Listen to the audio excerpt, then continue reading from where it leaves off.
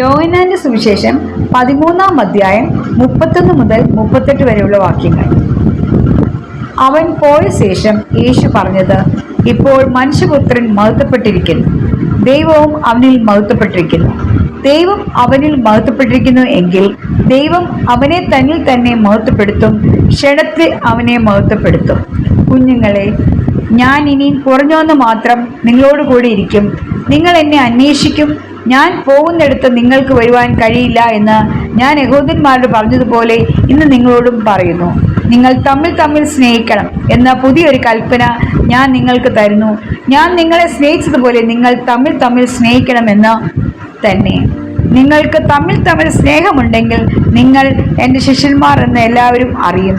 ശിമോൻ പത്രോസ് അവനോട്, കർത്താവേ, നീ എവിടെ പോകുന്നു എന്ന് ചോദിച്ചതിന്, ഞാൻ പോകുന്നിടത്തേക്ക് നിനക്കിപ്പോൾ എന്നെ അനുഗമിപ്പാൻ കഴിയുകയില്ല, പിന്നത്തേക്കാൾ നീ എന്നെ അനുഗമിക്കും എന്ന് യേശു അവരോട് ഉത്തരം പറഞ്ഞു.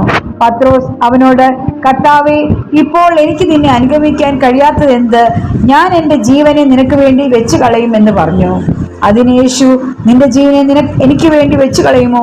ആമീൻ ആമീൻ, ഞാൻ നിന്നോട് പറയുന്നു, നീ 3 പ്രാവശ്യം എന്നെ തള്ളിപ്പറയോളം കോഴി കൂകുകയില്ല എന്ന് ഉത്തരം പറഞ്ഞു.